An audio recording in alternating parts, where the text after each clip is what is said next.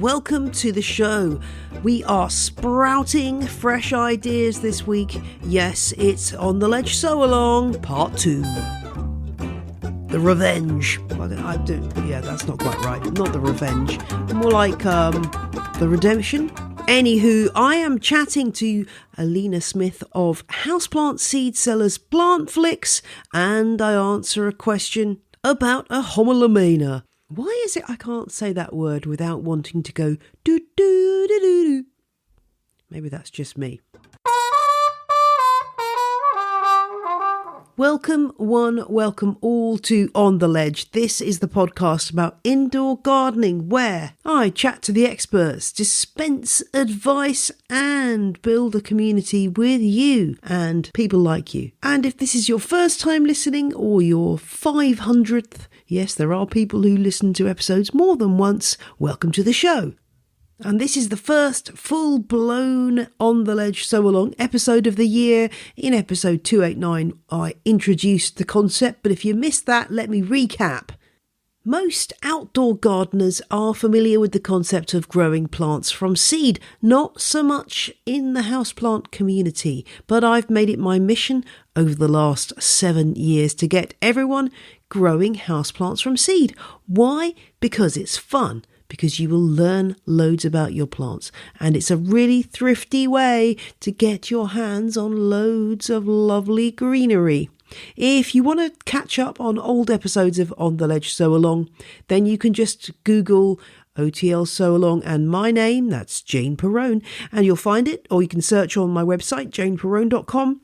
And in the show notes for this episode, it's 290, there will be a link to all the other On the Ledge Sew Along episodes. There's loads to listen to, so do head back into that if you want to beef up your knowledge of this topic. I love to get everyone involved in this, so if you are sowing seed, you can use the hashtag OTL Sew Along. That's what Glasshouse and Garden did recently over on Instagram, showing off a lovely array of freshly sown seed pots, all done with the help of their mum, which I love to see. I also had an email from Joseph, who's one of my Patreon superfans, and Joseph describes doing something that is Sew Along adjacent. Now, Joseph, I'd argue this is Sew Along Central because Joseph has taken things to the next level with some amaryllis bulbs, aka hippeastrum, those huge trumpety flowers that you get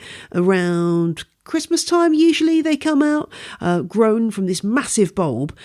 Joseph had decided to have a go at pollinating these two different hippeastrum / amaryllis bulbs. One was magic green, one was apple blossom. So magic green's kind of pale green and pink, and apple blossoms white and pink. And it didn't work both ways, but Joseph does have seed pods on the magic greens and sent a picture, and wow, they are, to use a very technical term, mahoosive. They're like, they look a bit like figs actually, those seed pods. So I'm going to be fascinated to see what happens when those seeds ripen and you get to grow them, Joseph. So thank you for sharing. And do keep the Sew Along contributions coming. I heard from Megan, who told me about an Etsy cactus supplier called Cactus Archive, which look really great. I'm going to check those out and I'll add those to my seed purchasing guide, which you'll find linked in the show notes. And thanks to Colleen, who got in touch about seed scams, which we've talked about on the show before. So not all seeds that you find online are going to be reputable suppliers. And Colleen was telling me about some flower seed that promised flowers that have cat faces on them. And the photoshopped image was remarkable for its sort of flight of fancy feel. But don't be mistaken, people do buy this stuff and get caught out. So we're going to talk about seed scams in my interview with Plantflix, which is coming up right now.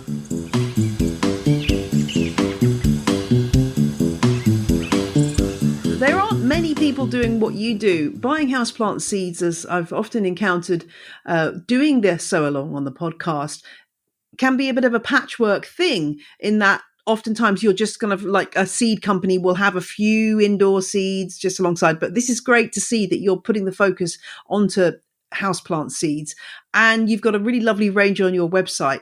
But really, this is still something that people are catching on to. I think the idea that you can grow houseplants from seed, and every year I'm surprised by how many people say, "Oh, I didn't realize you could do that." Why do you think it's taken us so long to catch on to this particular aspect of like being a plant parent? So I think that there are a few reasons. For one, it's a tricky hobby to get into, and getting into new hobbies can always be a little bit tricky and expensive as well.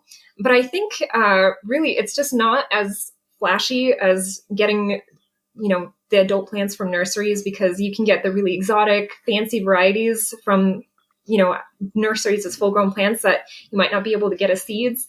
There's usually a pretty limited supply of what kind of seed varieties you can grow. So I think that a lot of people end up going, for instance, on our website and then sending us like angry emails like, why don't you have pink princess philodendron or just these very exotic varieties that are not available and will probably not be commercially available, at least not for a very long time.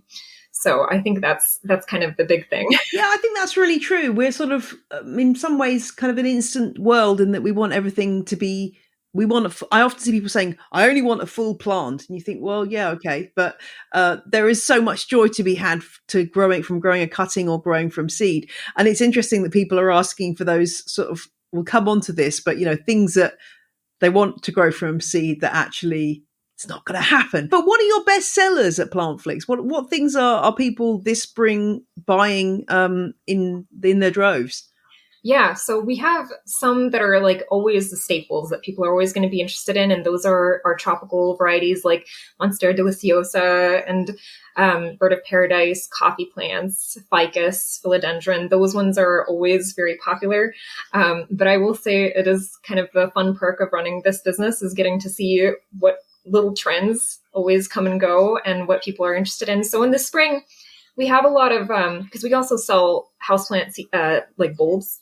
So oxalis and caladiums tend to do very well this year, this time of year. But then there are some just random little trends, like we'll see Dracaena Draco has been really popular lately. I'm not sure where the consensus is. I guess maybe people see them on Instagram a lot. And then all of a sudden these like little varieties that most people don't hear about start getting very popular, but then they diminish again. I saw those on your website and thought, gosh, I'm not really seeing that for sale anywhere else. So this is what we might call, I guess the dragon tree would be the common name, and a really great houseplant. I mean, and how fast is that from seed? Is it a slow burn? Did you have to wait a long time to get a decent sized plant? Definitely, yeah. So that's one of the more advanced varieties that we have, and we try to section off which ones are very beginner friendly, which ones are more intermediate, and which ones are more advanced. And I think, Dracaena Draco are definitely one of the more advanced ones. Some of the seeds can take up to 3 months to germinate.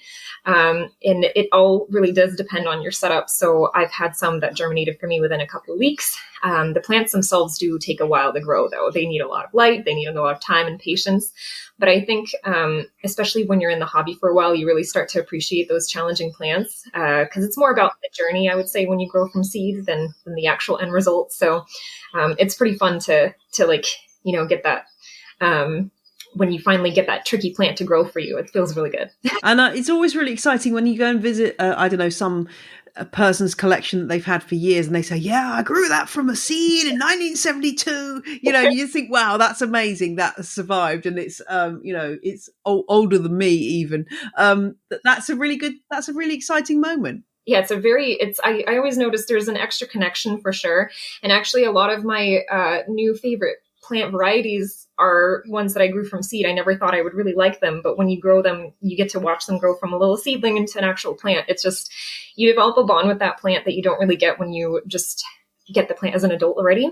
So I think that's kind of a unexpected perk of the hobby. Absolutely. Now, we've mentioned there about things that you can't get as houseplant seeds. So apart from philodendron pink princess, what are other things that people are asking you for that you're like, no, that's not going to be possible?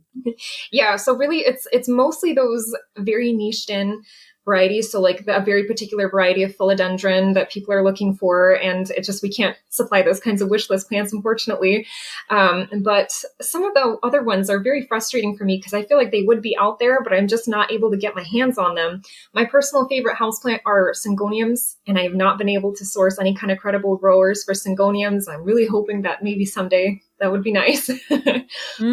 Yeah, no, I've never seen Syngonium seed. I know you've got some philodendron species on your site, and obviously the other one that people are surprised that you can grow from seed is, of course, Monstera deliciosa. That is something that lots of people doing the sowalong have grown, and it seems quite easy almost. It seems like it's not that hard to grow that one. What are your experiences with that and your customers? So in general, I'd say the trickiest part with Monstera deliciosa are actually keeping the seeds fresh. They don't stay viable for long, and we've had a lot of questions from customers. It's one of the ones that we get the most questions because people get the seeds and they think that they can store them for a while. So they just kind of leave the packet, even if it's in like a cool, dark place, like you would store regular herb or veggie seeds, they will probably rot. They need to be stored in a fridge, and we always recommend people plant them as soon as they get them or keep them in a fridge for like a week or two before planting them. But those are where actually most of the issues come from. So as long as you have those like nice, fresh, they're supposed to be kind of like peanut shaped and a little bit yellowish green. As long as they look like that, they'll probably grow for you, and they usually germinate pretty quickly. So yeah. Are they big, those seeds? Are they quite chunky seeds? They're about peanut size, but they can also be a lot smaller. So there's a little bit of a range there for sure.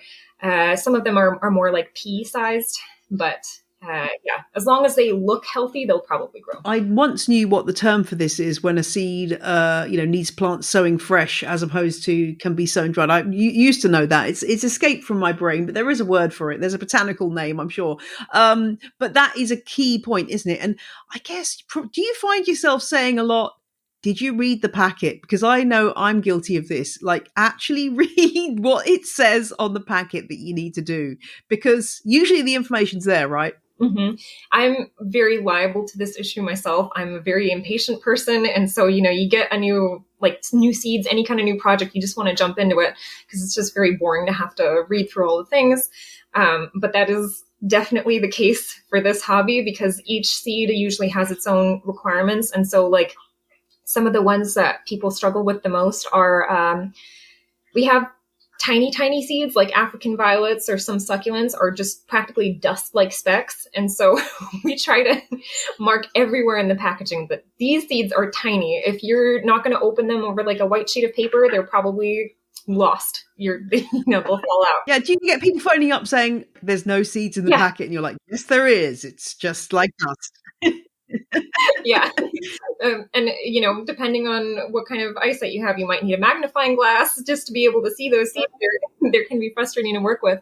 But some of the others, like we have olive tree seeds, they need a stratification period. And just to kind of summarize what that is, essentially they need to experience a winter. So you need to either put them in a fridge or just keep them outdoors when it's winter, because those seeds need that temperature drop and then rise in order to indicate that it's time for them to germinate. And a lot of the times, if you're just going to skip that step, they're not going to sprout for you, no matter how good your setup is.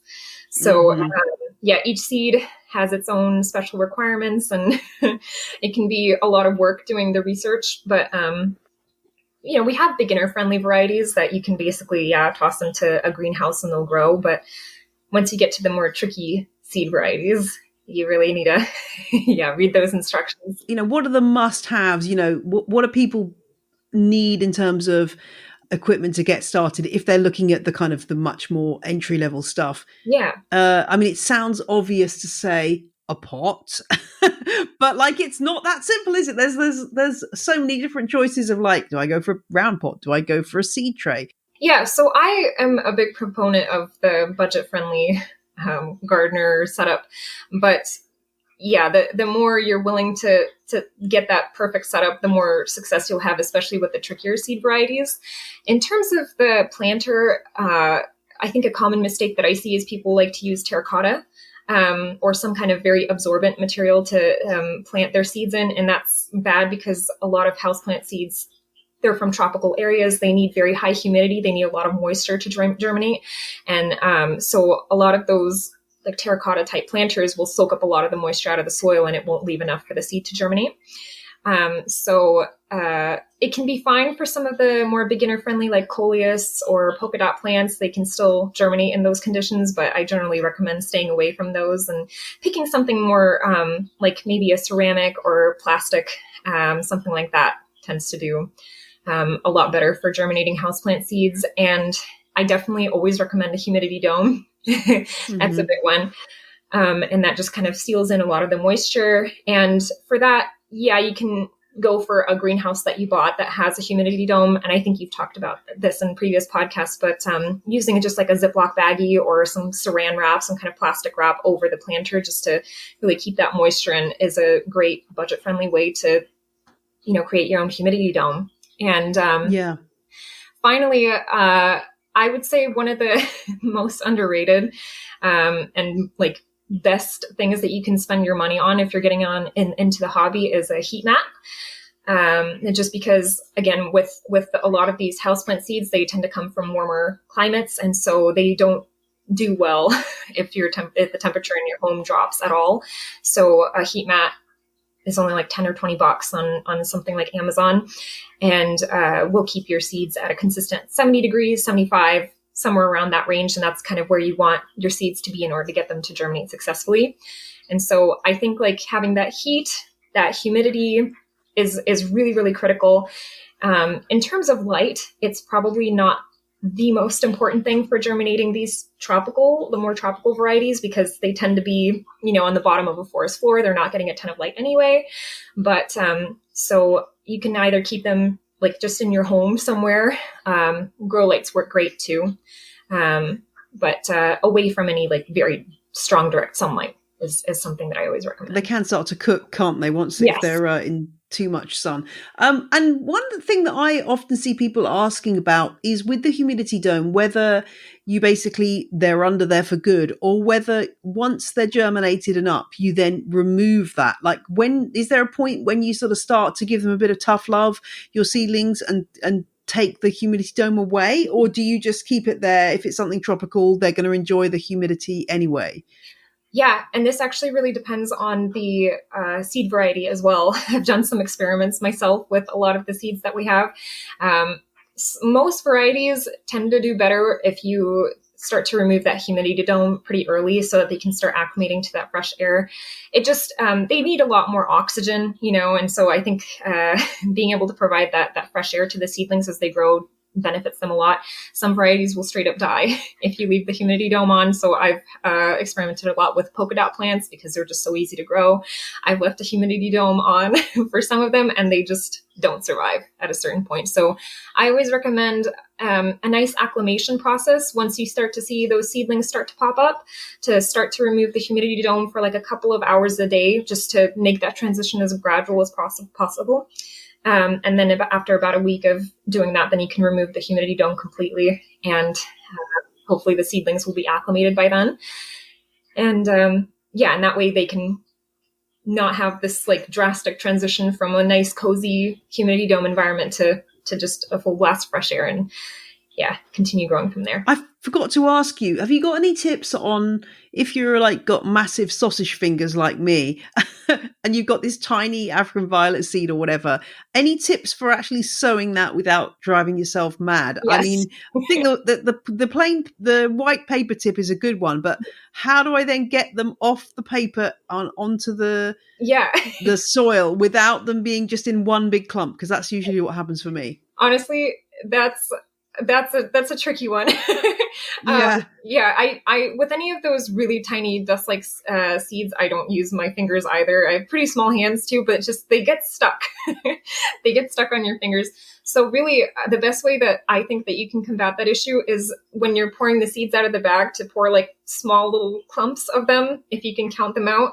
But I just use a tiny sheet of white paper that I cut out from, just like a piece of scrap paper, and I pour the seeds from the baggie onto the paper, and then I kind of drizzle them as carefully as I can. It's never going to be perfect, unfortunately, but that's the best method that I know of, and usually works pretty well. So that's just one of those things that I feel like takes a little bit of practice, and sometimes you feel like, am I like, even though you know that there's seeds there and you know you've sown them, it's like, am I just going mad here? Have I actually sown anything? Is there anything in there? Especially if they don't germinate very quickly, because then you're left wondering, whether whether there's actually anything there. It's frustrating. I was just trying to germinate some Syningia seeds, and that was that situation. I'm like, I don't know whether they're in there or not. Did I get any on the soil? Who knows? Syningia are my favorite. They're one of the plants that I didn't really pay attention to until I got the seeds for them, and then once I grew them, I just fell in love with this plant. They're so unusual and wacky. I love them. Yeah. I'm hoping that I get some germination, but not so far. They are lovely, and I have grown them from seed before, but I slightly sort of start to doubt myself when that seed is absolutely tiny. I still have it happen too, where I've been doing this for so many years and I'll still just have an unsuccessful batch. So I always recommend just when you get a new seed packet, don't plant all of them right away in case, something can go wrong with any setup. Even if you tried to check everything, sometimes you might just have like a broken lid or something and all the water escapes. So none of the, there's not enough moisture in there for the seeds. Yeah. I mean, I think that's the thing, isn't it? You have to emphasize that, with the best will in the world, germination rates can be zero, and that does happen. I guess the joy is normally seeds are relatively cheap. It's not like buying a whole plant. You're probably spending not that much money. So if it does go wrong, you've not lost a tremendous amount from seeds, but most of the time they will germinate. But I think sometimes you just, that when they're young, when seedlings are young, things can go wrong. Like last year, I lost all of my lithops seedlings because I unfortunately let them fry in my greenhouse for a couple of days when it was just too warm. And again, you're just like, how could I have let that happen? But on the other hand, it's not a great loss financially, but it's just frustrating. So you do get those kind of setbacks, I think. But I think that's part of the joy of it that I find really satisfying.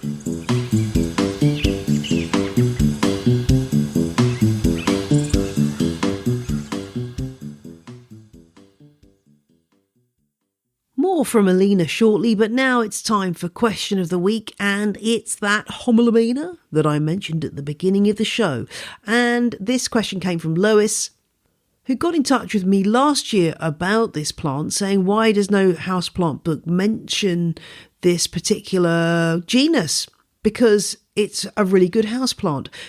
Lois got back in touch because her plant is not looking quite so good. What Lois loves about this plant is the contrast between the almost British racing green leaves and the maroon coloured stems. But here's the problem. Lois's stems have gone pale green. Now, my mind always turns to light, particularly when we're talking about somebody living, as Lois does, in the UK in winter. This plant was in a hallway, and Lois was worried there wasn't enough light there. Hallways are notoriously dark.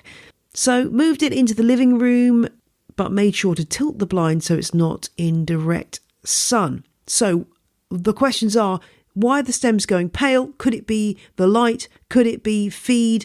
Could it be something else? Lois did stop feeding over the winter and is wondering if that might be the cause. I think either are reasonable explanations, but I would, as ever, start off by checking those roots, have a look and see what the root situation is, because you may find that there's dryness or damage or mushiness that could tell you a whole story about what's going on with the plant. But I would guess that perhaps this plant's gone from a very low light situation in a hallway where there's not much natural light whatsoever, then moved into a living room where the light is considerably higher and perhaps got a bit bleached by the sun because it's just not used to it. Not to say that that plant can't cope with that level of light if it has been acclimatized to it. So that's what I'd be checking for. I'd also be feeding a plant like that, a Homalomena, which would be growing pretty much throughout the whole year. I wouldn't stop feeding that plant in the winter. I would keep going with feeds, maybe use it slightly more diluted in the winter or fertilise slightly less often, but I would still keep on fertilising through the winter. That could be another reason why the plant is just crying out for some nutrients, and Homalomenas are quite hungry plants. So those are my theories. I'd love to know what you find out, Lois, once you've had a look. And whenever you see any change in colour on a plant leaf, I'd also be checking for pest damage. So this doesn't sound like it would be pest damage, but you just never know. So have a look at those stems with a hand lens if you can. Are you seeing anything you weren't seeing before? Are there any little creatures there? Could be thrips, could be something that's sucking the sap of the leaves and therefore changing their appearance. Always worth a check. So I hope that helps, Lois. And if anyone else has a question for me, please do drop me a line. ontheledgepodcast@gmail.com is the place to email. Send pictures, send information, and I will do my damnedest to get back to you with a helpful answer. Now it's time to head back to my chat with Alina of Plantflix. What would you recommend? Is there a particular species or two that you'd recommend for somebody who's thinking, I'm intimidated by this whole thing, where do I start? So I always recommend polka dot plants and coleus. They're just so quick to germinate and they grow pretty quickly. And they're a lot of fun to watch grow as well because they're so colorful. So just getting to watch those spots of color appear on the foliage as the seedlings grow is really, really fun. And I do always try to stress that growing houseplants from seed is all about the experience. And so I think they're kind of the perfect representation of that. So those two are always my go-to starters. Some of the other ones that work well are asparagus ferns. They are not too finicky about their setup, but they do take a while. And I think we've had plenty of customers email before where they say like, oh, I've had my asparagus fern seeds in soil for like 2 weeks and I'm not seeing any germination. Well, they can take usually up to a month. So that's a good exercise in patience, but they're very reliable with their germination. And then some of the others, let's see. I have them written down here. Ponytail palm, desert rose. Those are some succulents that are very, very beginner friendly and tend to germinate pretty quickly as well. Aloe also tends to be pretty reliable. And in terms of bulbs as well, because we like to grow from bulbs as well, oxalis and caladiums are great options as well. So for a beginner garden. Let's just get into that a little bit, because I think lots of listeners who can't, for various reasons, do the seeds do actually opt for the caladium option or oxalis. So when you, and I think caladiums in particular are just becoming so popular. So what's the secret to that? You get this kind of weird looking lump through the post. How do you wake those up and get them going in a pot? Honestly, temperature is the main one. The oxalis, they're also known as shamrock plants. They're a little bit less finicky about their temperatures, and I noticed that they get going basically in any conditions in my experience. But caladiums, the key thing really is keeping them warmer, and essentially the warmer you keep them, the faster they germinate up until a certain point. I think 80 degrees or 85 degrees is sort of the cap that you want to try to sprout those bulbs at, but they need to be at a minimum of 70 degrees Fahrenheit. Sorry, I realized I've been using Fahrenheit. I don't know if there are any. Oh, no, don't worry. I can do a quick conversion because I should be able to convert it by now. But so 80 is 26.6 Celsius. So normally for most seeds, I think I'd be looking at like 21 Celsius. So it's obviously that bit warmer. Like yes. It really does need that extra heat. Yeah. Yeah. Do you need to like soak them before they go into the pot or anything? Is that necessary? As long they're going into moist compost, they'll be okay? That's as long as the soil's at a good moisture level, that's good. Another mistake I commonly see is they don't need the humidity dome to sprout, and actually a lot of the times that'll just cause mold. So just a regular planter, keep them moist. And as long as they're warm and they have light, they'll grow for you. And there are some such beautiful caladiums out there. I have occasionally kept them going from winter to winter after they've kind of gone dormant, but I find it's kind of hit and miss as to whether they survive when you're trying to store them between times. But I guess it's just an excuse to try some new varieties. I still haven't grown. The one that I've been looking at for sort of years and never grown is the frog in a blender green one. Yes. With green, that yes. one? That one's pretty. Which I still want to grow. I had good and bad experiences with the caladiums. But the joy is, if you are buying them as tubers, like compared to buying a mature plant, you're getting a lot more for your money, right? Definitely. And I've bought caladiums as full grown plants, and I just noticed they die instantly as soon as I take them home, because they can be a little bit finicky about those kinds of environmental changes. That's definitely one of the perks of growing anything from seed or bulb, is that you have them at home. You don't have to be moving them around constantly, and so they're just a lot more stable. Yeah, absolutely. And they're just used to your conditions from the start, right? They're not having that sudden shock. And I think for some people who don't want to do the whole seed sowing thing, because you do end up with a lot of these seeds, you do end up with that stage where you've just pricked out all these young plants, and then you've got about 50 million pots everywhere. And that not everyone wants to go through that. Yeah, we have plant shelves set up where we have a whole system going, but that's, that's what we do. Yeah. Yeah, I mean, I'm just about to get to that stage, and I'm just kind of like slightly pushing it with how long I can leave my coleus babies in their seed tray, because I'm thinking, oh, I'm going to have this moment where suddenly I'm going to be inundated with pots. So yeah. Plus, I've probably run out of pots as well. That's the other thing that you have to suddenly factor in, is like suddenly having to get hold of new pots. And I refuse to buy new plastic pots, so I need to go and kind of like start my little campaign.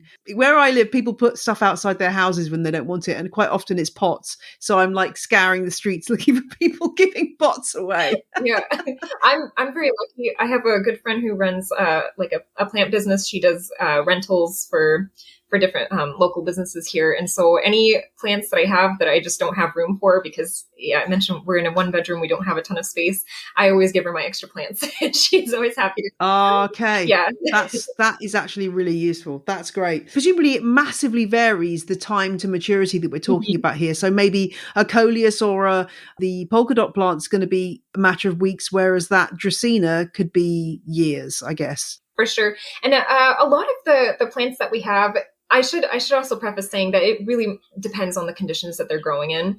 The better lighting you're able to offer the seedlings as they grow, the faster they'll grow. Because I've had some where I've personally experimented where I'll grow some like Fatsia japonica, and I'll have some that are not very well lit, or just kind of in lower to medium light levels that an adult plant would do fine in. The seedling doesn't grow at all. But as soon as you put them in any kind of even bad, like not good quality grow lights, they take off. The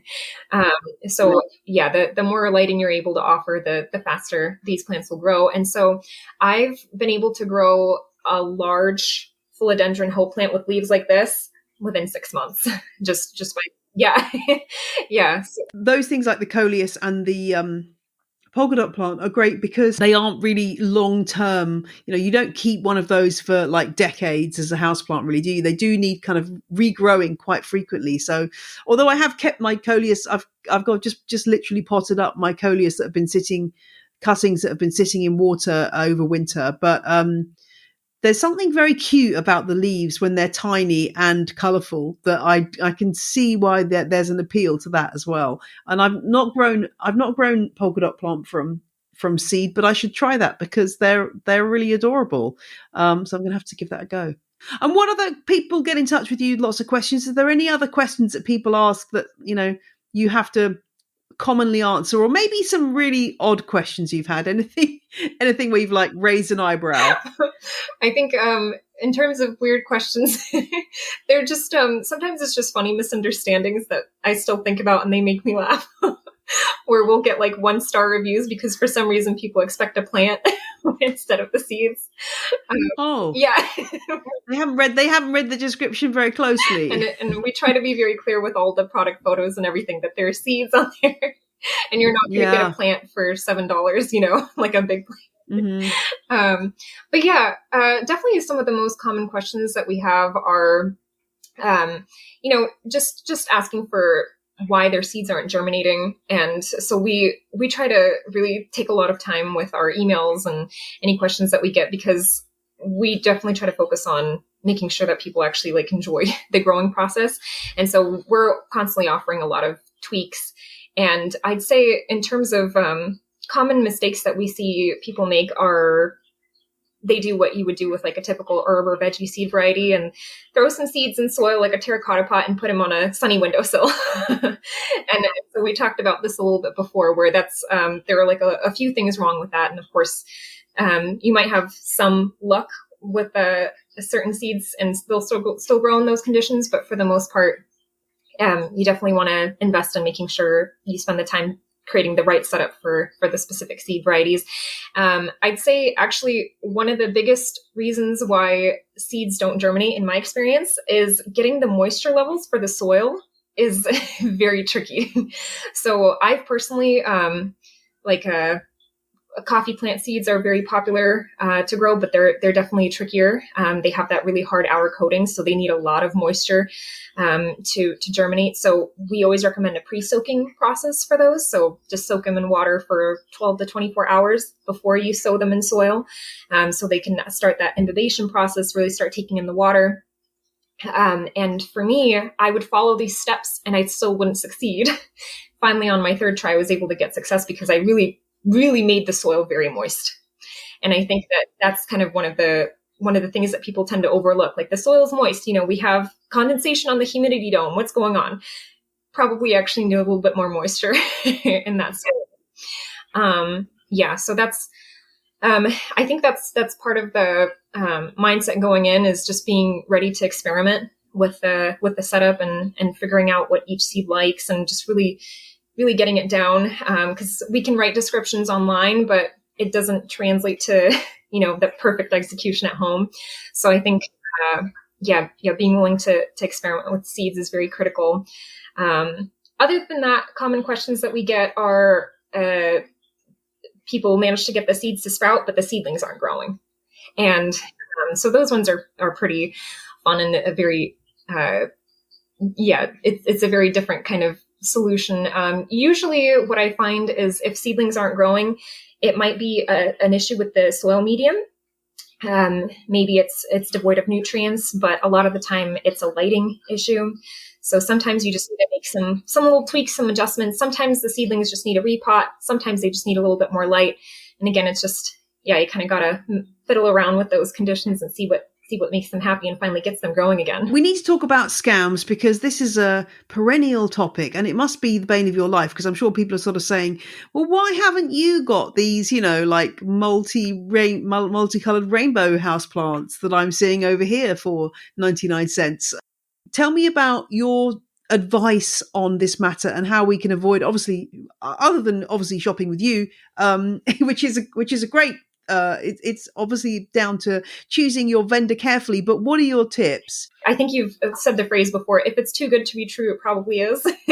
And I like that phrase a lot. So I started our business because I got scammed myself. Yeah. So I was buying seeds on eBay, and I was in the houseplant hobby for a couple of years, and I personally just always enjoyed that process of growing from seeds. So I thought it would be really fun to try to find some, houseplant seeds to grow. And there are a lot of them. So these ones that I got were just watermelon peperomia.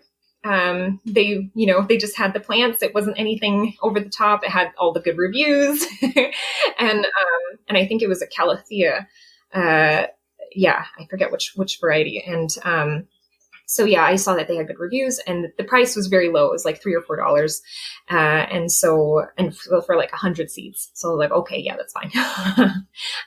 The seeds took about a month to reach me. When I finally got around to germinating them, I couldn't leave a review anymore. And also I realized that they were some kind of mustard seeds or something like that.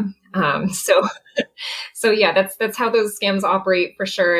Is a lot of the people that leave those reviews, it's just because they received the seeds and so they're happy. And we get some of those reviews ourselves too. We see it on our business that I received the seeds. Thank you, 5 stars. And so, that's, I think if you're approaching a new seller, and there are plenty of great sellers on like Etsy and even eBay, you just have to kind of do a little bit of digging around and see if they actually look legitimate. And so one of the things to look out for are, what do the reviews say? Are they just saying that it's fast shipping, or is it, oh, look at the seeds that the seedlings I was able to grow from this. One of the other really quick tells is what kind of photos the seller posted on the listing. So do they have any photos of what the seedlings look like, or even what the seeds look like? Because that's one of the things I see a lot of the scammers don't include any seed photos because it's a dead giveaway if they're posting some, marigold seeds.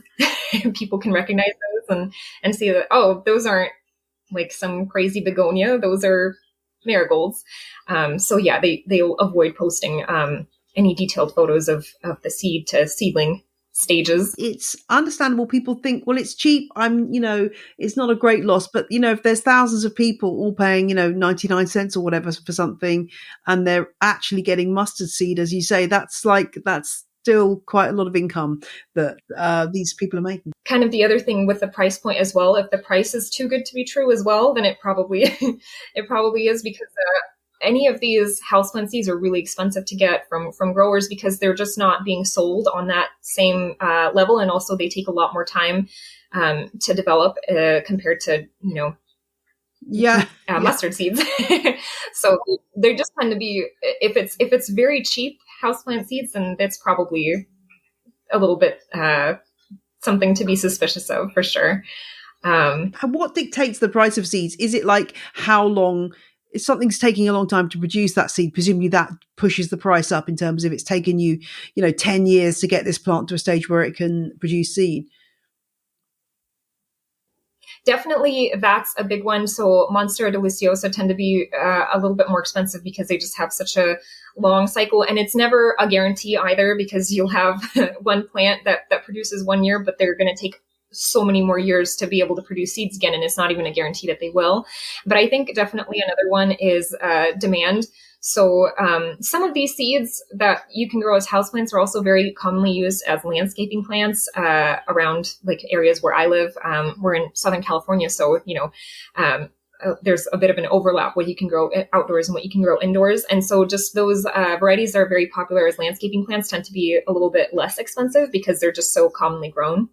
And so there's just a larger supply available of those. So have you ever sort of like seen something where you've thought, I didn't know that was possible, and then it turns out not to have been a scam? Like, have there been any kind of like surprises where you're like, oh, actually that's real? Or is it always a scam? Is it? Honestly, I think one of the ones that did take me by surprise was carnivorous plants. We're always having a battle with keeping carnivorous plants on our own website because they're just hard to find. But I remember I found a grower that had them, and I wasn't really sure that they would actually grow for me. And I was actually able to grow some tiny little Venus flytraps. And it was just, I knew it. I knew that they flower, that they can produce seeds, but I just think for some reason in my mind, I didn't think that it would be possible to grow these carnivorous plants. But so that was a really fun one for me to discover personally. That is kind of amazing. And I don't know, I haven't grown Venus flytraps from seed, but I imagine the tiny little plants look really cool. Do they start off with like regular cotyledon seed leaves, or how do they look when they're tiny? So the ones that I grew, I didn't pay attention to them for a while because I didn't think that they were going to grow. Right, yeah. Who knows what they were like? Yeah. So it was a pleasant surprise for me to come back to that seed setup and find it had two little leaves and then one tiny little head. Right. Okay. It's the only thing I would say, it's interesting on that Venus flytrap thing. The only thing I've found is that sometimes here in the UK, I do know there are sources of really good carnivorous plants, but the thing I advise people not to buy is when you go to like a big box store and they have like grow your own Venus flytrap. And I think oftentimes those don't work because the seed is not very fresh and they've been sitting there for a really long time. So I'm sure that you're right. It's a great thing to do, but you probably need to go to the specialist growers rather than just like the big box store, which I think probably is going to be a disappointment. I don't know. Probably somebody listening is going to tell me they've grown loads from doing that, but that would be my tip, I suppose. Yeah, and it definitely, some of those varieties, they don't store as well. Venus flytrap, I think don't as well.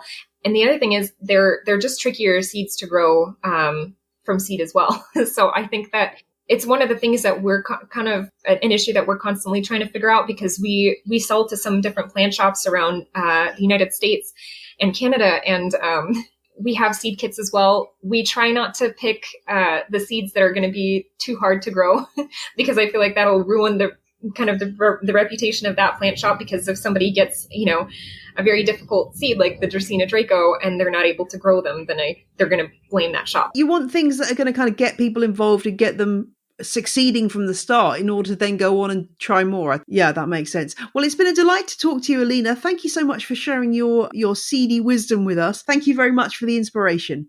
Yeah, of course. Well, thank you so much for having me. This was my first kind of podcast interview that I've ever done, and I enjoyed it a lot. So thank you so much.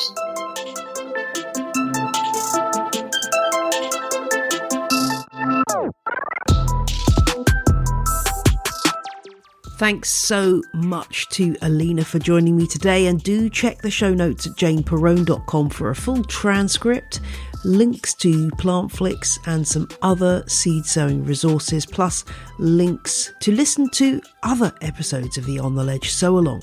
It's been a pleasure, it's been a joy, it's been a privilege as always to have you join me on the Ledge. I will speak to you soon.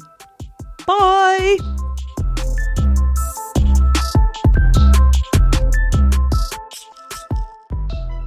The music you heard in this episode was Roll Jordan Roll by the Joy Drops, The Road We Used to Travel When We Were Kids by Komiku, and Whistle by Benjamin Banger.